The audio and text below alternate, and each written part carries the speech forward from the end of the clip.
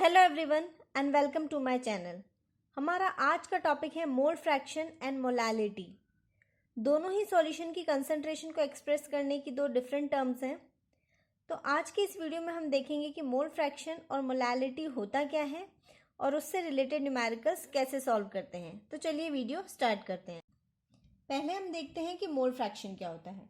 Mole fraction is the ratio of moles of one component to the total number of moles. Ratio of moles of one component to the total number of moles। तो इसका mathematical expression क्या हो जाना चाहिए? Mole fraction is represented by chi and it is equal to n1 divided by n1 plus n2। n1 number of moles of one substance and n1 plus n2 that means total number of moles। हम यहाँ 2 component system मान रहे हैं। अगर मान लीजिए 3 component solution है, 4 component solution है, तो यहाँ टोटल नंबर ऑफ मोल्स की में आप सारे ही कंपोनेंट्स के मोल्स को लिख के ऐड करेंगे। ठीक है, तो ये फर्स्ट कंपोनेंट के लिए मोल फ्रैक्शन हो गया, इसलिए इसे x1 से लिख दिया। ओके, अब सेकेंड कंपोनेंट के लिए मोल फ्रैक्शन क्या हो जाएगा? n2 divided by n1 plus n2। n2 number of moles of second component divided by total number of moles। ठीक है, तो अब देखिए ये क्या है? फ्रैक्शन है मोल्स का, और हमें पता है कि फ्रैक्शंस का समेशन कितना आना चाहिए? 1 आना चाहिए। सो x1 plus x2 chi1 plus chi2 should be 1। Okay, तो देखिए दोनों मोल फ्रैक्शन का समेशन हमारे पास में 1 आना चाहिए।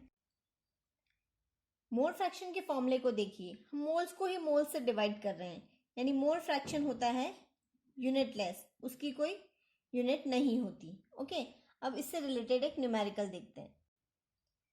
क्वेश्चन है हमारा 23 gram of ethanol is dissolve in 54 gram of water. Calculate mole fraction of ethanol and water.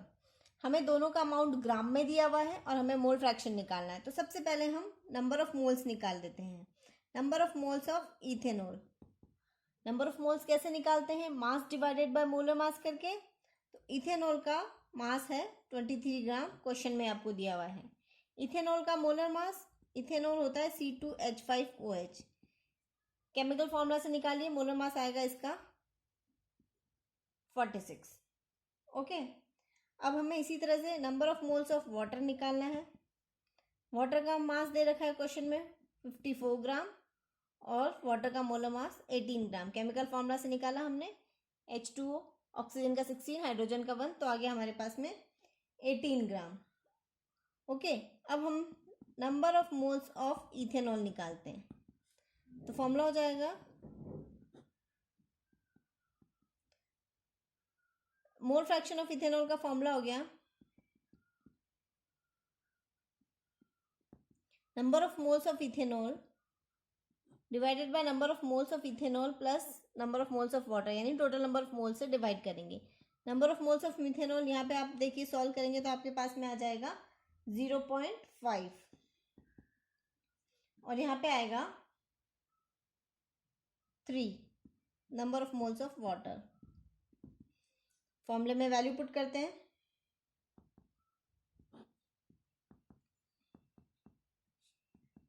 तो आपके पास में आंसर आ गया 0.1429। ये आ गया मोल फ्रैक्शन ऑफ इथेनॉल। अब हमें मोल फ्रैक्शन ऑफ वाटर निकालना है, तो इसी तरह से वापस या तो फॉर्मूले में वैल्यू पुट करके निकाल सकते हैं।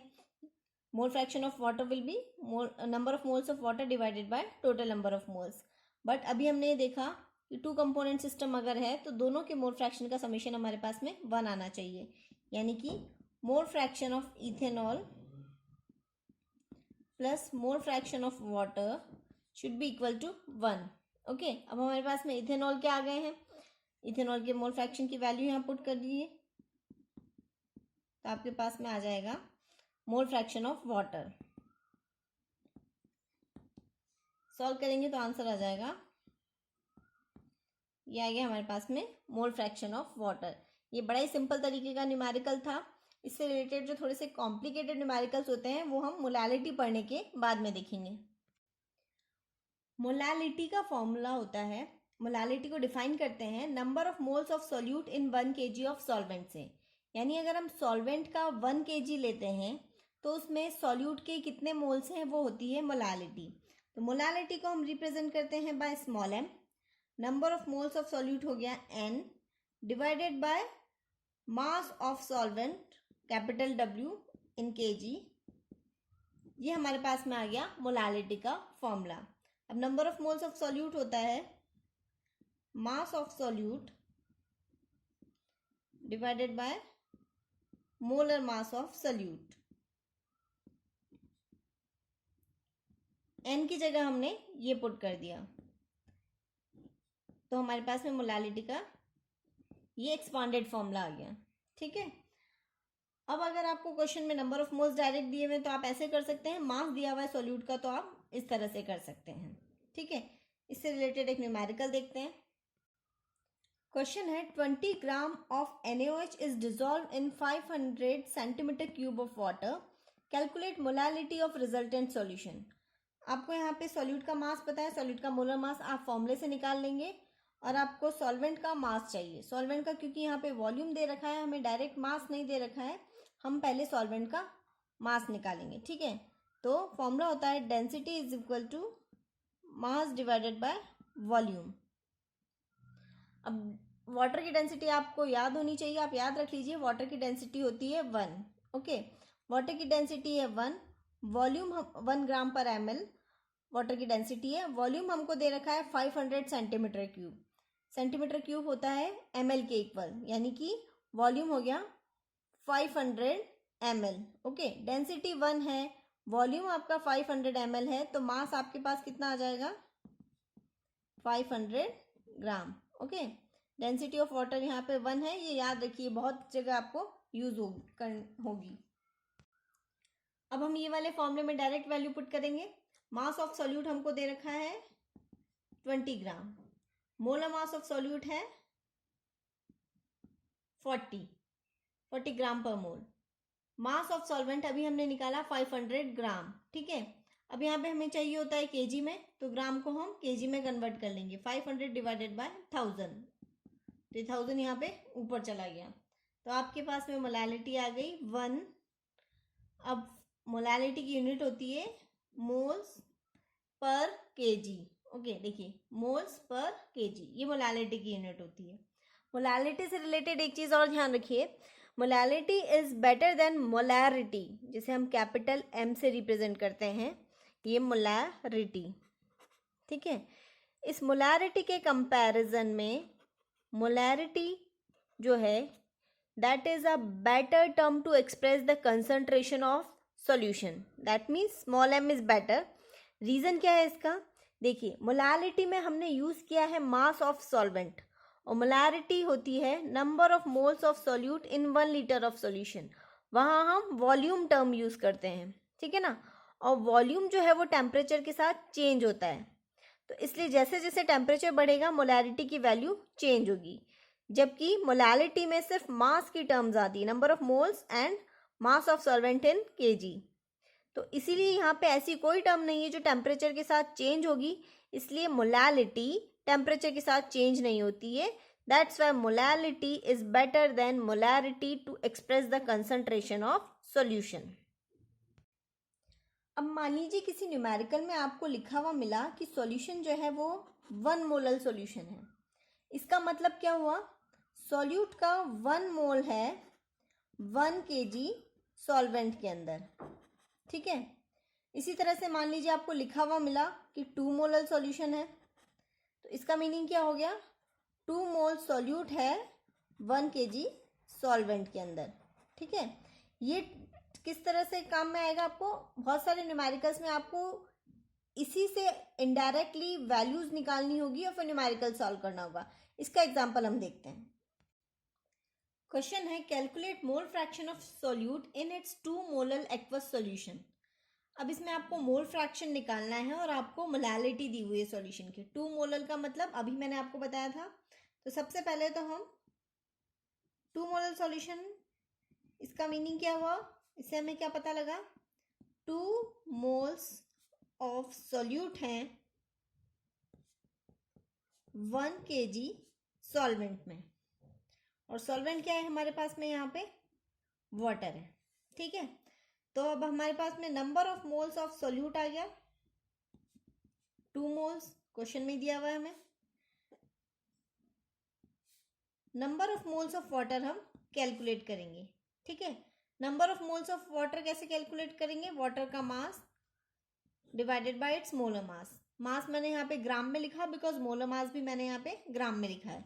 तो number of moles of water आ गए मेरे पास में 55.5। ओके, अब मुझे निकालने हैं मोल fraction of solute. Mole fraction of solute का फॉर्मूला हो जाएगा मेरे पास में number of moles of solute divided by total number of moles, that means number of moles of solute plus number of moles of water. फॉर्मूले में value put करते हैं, number of moles of solute 2 है, divided by 2 plus 55.5, 2 number of moles of solute और 55.5 number of moles of water. यहाँ से अगर आप सॉल्व करेंगे तो आपके पास में आ जाएंगे number of moles of solute. ठीक है, तो इस तरह से आपको करना है। अब आपने मोल फ्रैक्शन ऑफ सोल्यूट तो निकाल लिया, अगर आपको मोल फ्रैक्शन ऑफ वाटर पूछा होता तो भी आप डायरेक्ट ऐसे निकाल सकते थे, 1 minus mole fraction of solute. ठीक है, तो आपके पास में मोल फ्रैक्शन ऑफ वाटर आ जाएगा 1 minus 0.0347, that means 0.9653। Okay, next question है हमारा, calculate molality and mole fraction of 10% aqueous solution of NaOH। अब आपको यहाँ पे परसेंटेज कंपोजिशन दिया हुआ है और आपको मोल फ्रैक्शन और मोलैलिटी निकालनी है। तो ये 10% एक्वस सॉल्यूशन ऑफ NaOH, इसका मतलब क्या हुआ, परसेंट का मतलब होता है इन 100। सो 10% एक्वस NaOH का मतलब हो गया 10 ग्राम NaOH है 100 ग्राम सॉल्यूशन में। परसेंटेज का मीनिंग यही होता है कि अगर टोटल 100 है तो कितना सब्सटेंस है। ठीक है, सो 10% मतलब टोटल अगर 100 है तो 10 ग्राम सोल्यूट का हो गया। ठीक है, तो हमें ये पता लग गया कि NaOH है 10 ग्राम तो सॉल्यूशन है 100 ग्राम। अगर सॉल्यूशन 100 ग्राम है और सॉल्यूट जो है वो 10 ग्राम है तो सॉल्वेंट का मास कितना हो जाना चाहिए, सॉल्वेंट यहाँ पे भी वाटर है,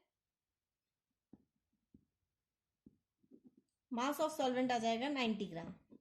सॉल्यूशन में से सॉल्यूट का मास माइनस कर दिया तो आपके पास में मास ऑफ सॉल्वेंट आ गया, दैट इज 90 ग्राम। अब पहले हम निकालते हैं मोल फ्रैक्शन।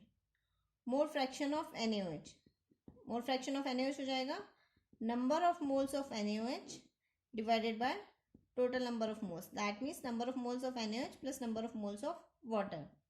फॉर्मूले में वैल्यू पुट कीजिए, देखिए NaOH की मोल्स कैसे निकालेंगे, मास डिवाइडेड बाय मोलर मास करके, सो 10 डिवाइडेड बाय 40, ये तो हो गया number of moles of NaOH।